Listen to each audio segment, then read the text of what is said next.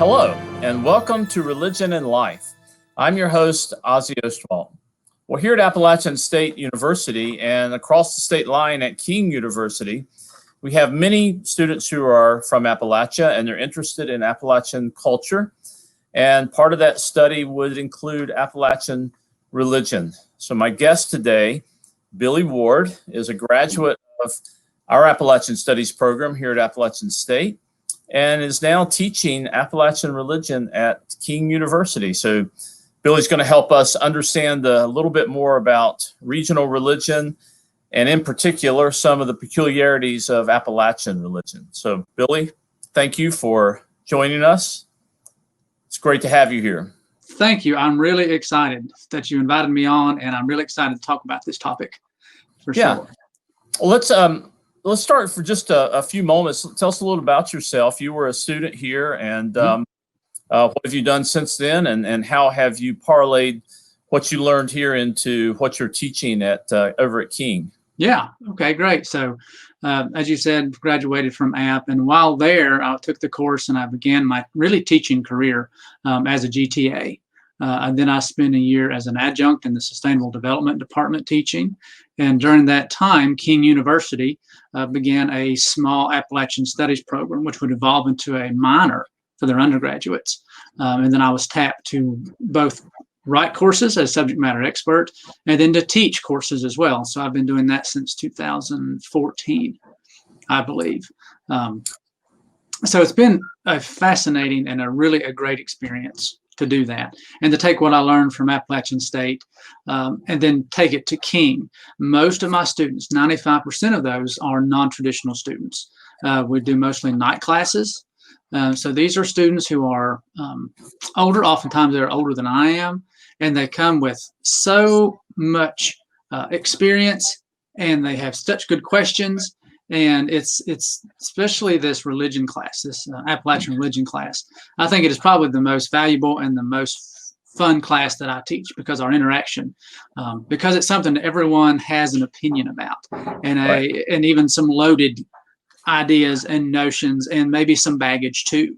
So we get a few weeks to kind of deconstruct that and then build something back for them to maybe understand, I hope, and that's what I shoot for, especially if they are of a particular religious persuasion, maybe a Southern Baptist church or a Free Will Baptist church, or even a non-religious person, to get a little better understanding of religion in Appalachia, religion in general, and how, really such a intertwining of culture and people and community and economics that it can be. Right. Now you kind of implied with that introduction that there are some maybe preconceived notions that some of your students bring to the classroom about Appalachian religion. Absolutely. And probably in the general public, there are some preconceived notions about what religion in Appalachia is like. Maybe you could mention a couple of the most predominant misunderstandings about a religion in Appalachia and how you go about unpacking that and deconstructing that. Yeah, absolutely. So, I'm going to go with the low-hanging fruit first off, and the first one is our brothers and sisters who handle snakes. So that's we all handle snakes. We come to class and we all are going to handle snakes. So so we have to talk about that one, and that we will talk about that one. That always comes up in our first class period. It always comes up. But we actually wait to unpack that one a few weeks down the road. We talk about it, but it is pretty loaded. And there's a lot of misconceptions about that. It's a fascinating topic because it's really, especially in more current Baptist traditions, let's say, those that do practice snake handling, those churches, it's this really dynamic and interesting and transitional of the spirit world, and then also this earthly, right? And this passing back and forth that is represented by snake handling.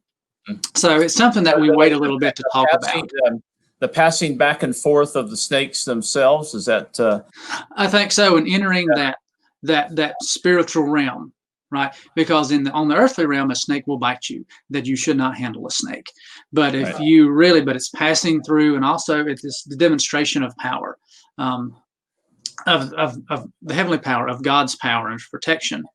I know some people, especially my family, who see that as tempting fate, tempting God. And when, there's always reports, not so many lately, of snake handlers that get bitten. Well, they were just tempting fate, right? They were just essentially playing with fire.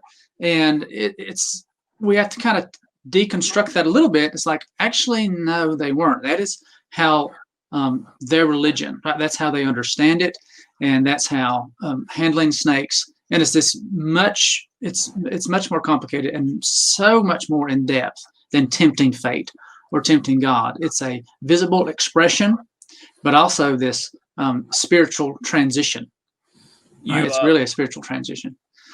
The way you describe it, if from a religious studies perspective, you're describing it almost as a sacrament. Yes. Certainly as a ritual, but also a ritual that has a kind of sacramental power attached to it. Am I misunderstanding you? No, absolutely. The snake is definitely an element almost of the sacraments. Especially those traditions where you might have snake handling and you have some glossolalia, some speaking in tongues, right? It means more. It's not just maybe a sign or something that is one dimensional, or as in this earthly dimension, but it connects you to that spiritual dimension as well and represents that on another level, for sure. So that's something we talk about as a major misconception. And it's so much fun to let the students kind of experience and broaden that out. Generally, they start looking for churches that practice this to go to. And I'm like, you need to be very careful about that. And because I do, in my class, my students are expected to go to different churches during this short class and experience that. And there's always some trepidation there, because part of some of the misconceptions that they have is that they'll be viewed as outsiders, that they won't understand what's going on, that they won't understand the music, or they won't really understand the the codes and things, some of those tacit rules that they may be walking into. And I get a lot of pushback from that. Really, they're scared. Honestly, some of them are they're kind of scared. And but after they push through that and go, it's a lot of encouraging. And we talk about how do you approach different religious, and it could be we do focus in my class, because it's Religion Appalachia, on the Christian religions, but they're also open to go to if there are mosques, if there are worshipers of other faiths in the region, that we really encourage them to go there. But we have to do some homework about how to approach those respectfully, and really why you're going. You're not really going, don't necessarily want you taking notes and kind of like going to a zoo, but to be there and try to experience as much as you can from as an outsider. And once they get there and come back, they've always had such great stories, welcoming stories, but also some really interesting stories too. I used to teach that same class here at Appalachian, and my students go out to the field, and I would what you're saying sounds so familiar. A great amount of trepidation in the beginning, and then that's the word. Returning, describing it as an invaluable experience. But something I wanted to pick up on. So one of the common preconceptions is that all people in Appalachia handle snakes. So you get past that. Then there's another kind of preconception that religion in Appalachia is this kind of monolithic cultural entity. But you've implied that although it's predominantly Christian, there's a diversity of Christian traditions, and then there are non-Christian traditions absolutely in Appalachia that are maybe even growing in exposure. So would that be another preconception that you debunk here, that religion in Appalachia is insular and monolithic and homogenous and so forth? Absolutely, because that is something, it almost seems somewhat ironic that my students will go kind of take the student perspective, that they're a little worried that they won't understand what's going on, or that they're walking into something new. But yet, they also say that it's all also very similar, and they expect to have the same experiences and see the same worship styles, preaching styles, and practices and all in the churches that they visit. And very quickly, even if they go to maybe just 2 or 3 they find out that there's a tremendous variety. Of course, you have all your different Baptist sub-denominations. We try not to use the word sect because it kind of has some negative connotations, but all these sub-denominations. And then you have all your little independent Baptist churches, for sure. And then you have our Holiness Pentecostal brothers and sisters. So even within the SBC, the Southern Baptist Conference, and churches that have moved in and out, especially in the 50s and 60s, churches that have moved in and out, particularly out about that time and in the 70s. Churches within a stone's throw of each other could have the same affiliation, but have very different, even theological underpinnings in their preaching and their singing styles, what they practice. Something we talk a lot about also is church practices.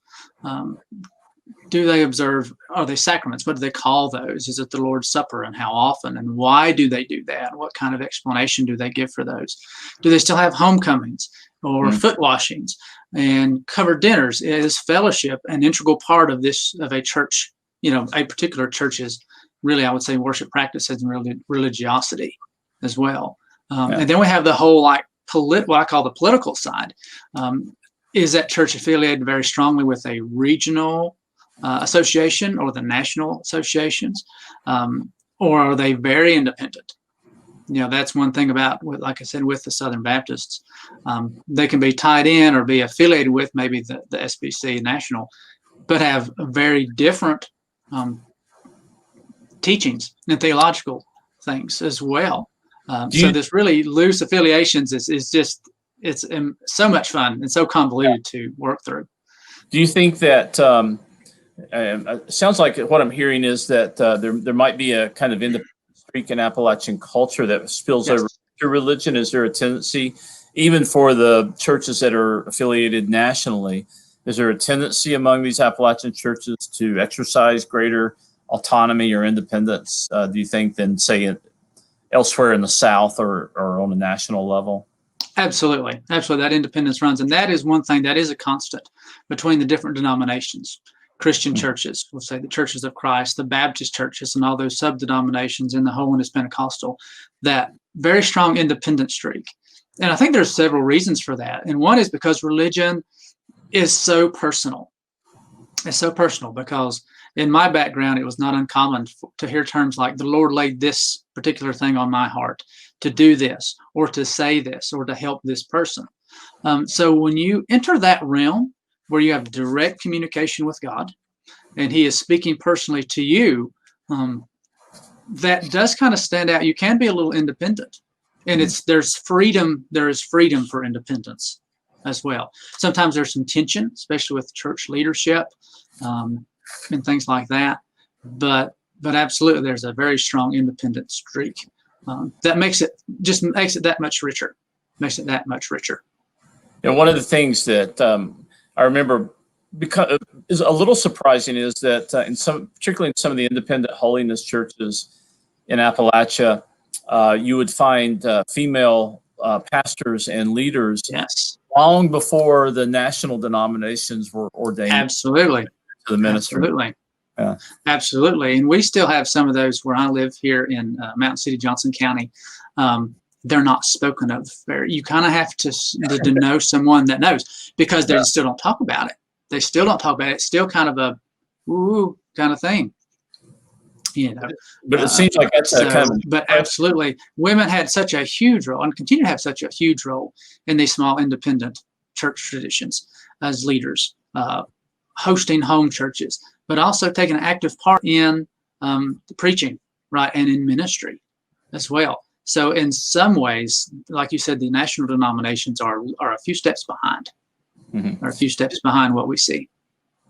Is that the women taking a leadership role because there's a strong sense that the Holy Spirit speaks to whoever the Holy Spirit speaks to, or is it that there's a more maternal culture in Appalachia, or is all of the above, none of the above, or? I think it's a little bit of both. There is a tremendous amount of leveling, I would say, in most church traditions where you and I are equal. and we have a tremendous amount of equality. And if they take that the next step, and some church traditions will take it the next step and some don't, or don't do it very easily, where that equates to men and women. And we can also talk about people of color in that as well. So if we have a church tradition that accepts we are all, kind of that phrase that we like, that the ground is level at the foot of the cross. We're all on the same page. We're all on the same level. And we each have that direct communication with God. That what he speaks to us and what we do, right, doesn't matter if you're a man or a woman or even a young person. It's not uncommon to see very young people, teenagers, who feel this calling to preach or be ministers, to begin to move up very quickly, especially in these small rural churches. And the same for women. Absolutely the same for women as well. We know women are the keepers of so many cultural traditions, and of families. So I think there's a natural connection, a cultural connection there.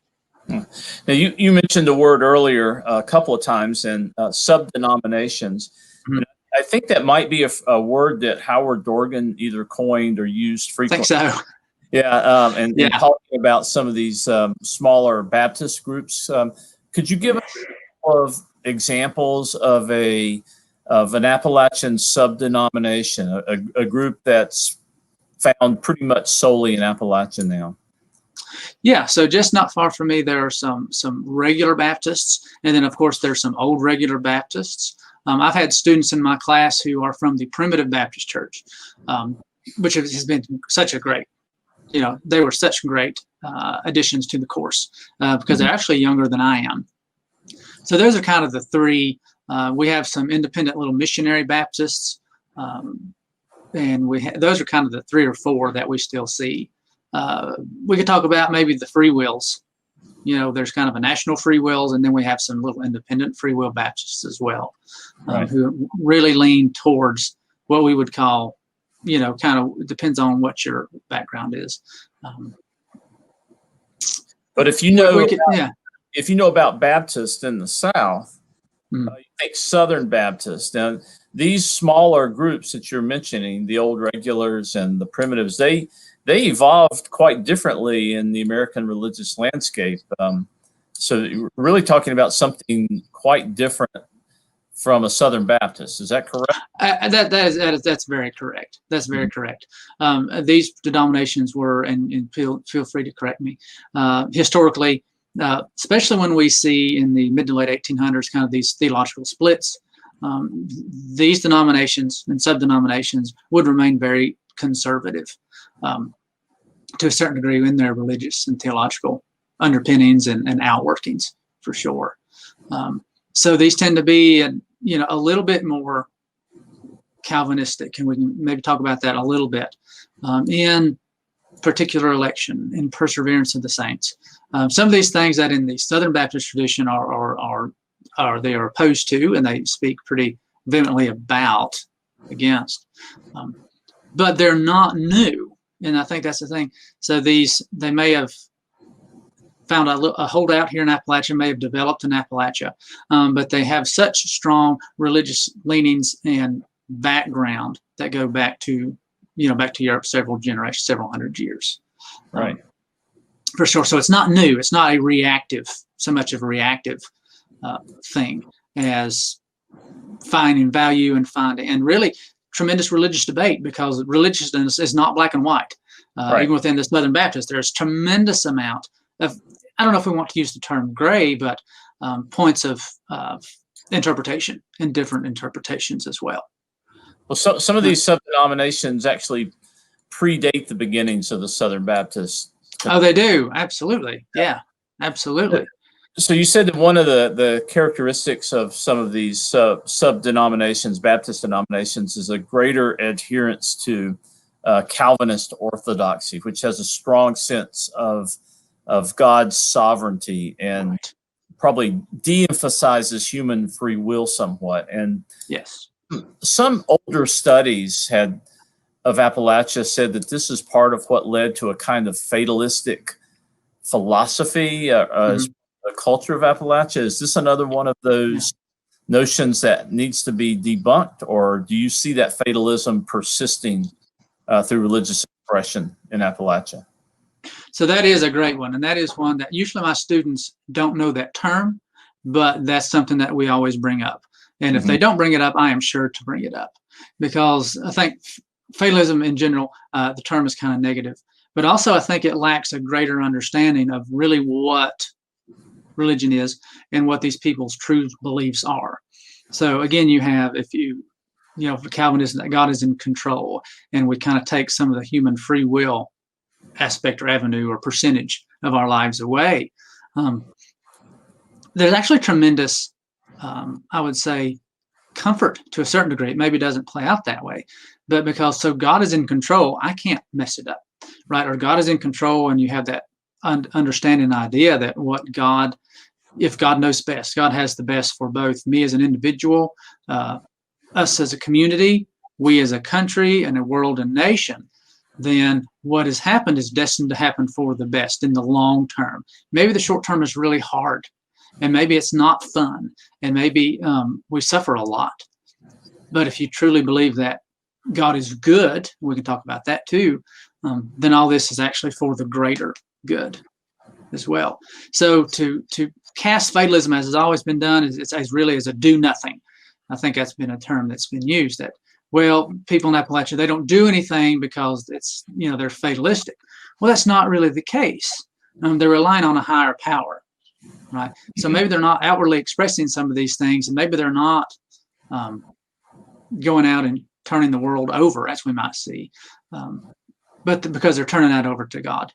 They're totally turning those things over to God. You know, they're not laying back on their haunches, so to speak. They've released that, and they're turning that over to God. And then you deal with it, right? Then they have to deal with it in their own personal way. Yeah, it seems like some of the more recent studies, maybe starting with Howard Dorgan and Deborah McCall, Bill Leonard, they tend to debunk some of those old notions about fatalism anyway. And they do. I think you're right on target with redefining some of these concepts.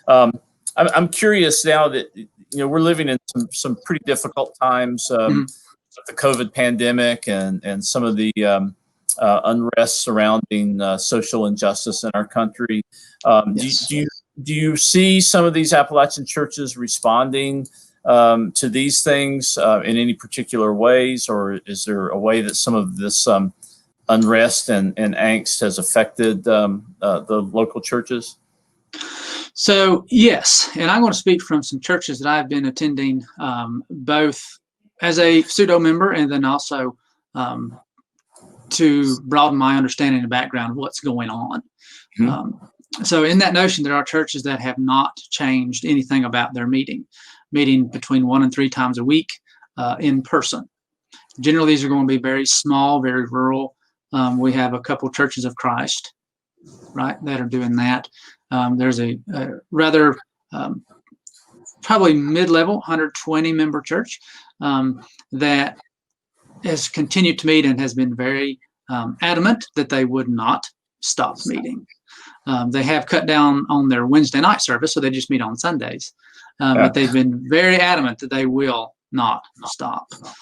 We, of course, have had several churches begin parking lots, you know, kind of the radio broadcast parking lot, and then they have fellowship afterwards. So it's kind of funny. I get kind of tickled at it, but it shows how much community, I think, both maybe some tacit things, tacit understanding, but how much community and connection is both important, but also maybe expected, and how they use that to remain a church body, or under, you know, that feeling of a church body, and how important that is to so many people. Yeah, that's a really important word, community, and it strikes me that some of the kind of characteristic rituals that you mentioned earlier, snake handling, foot washing, some of these things that we associate with Appalachia, these are really community building and preserving rituals. Is that the way you would see it? Absolutely. They are very community building, and also they're very humbling to participate in something like a foot washing, and even creek baptisms. There are several churches that still participate in creek baptisms.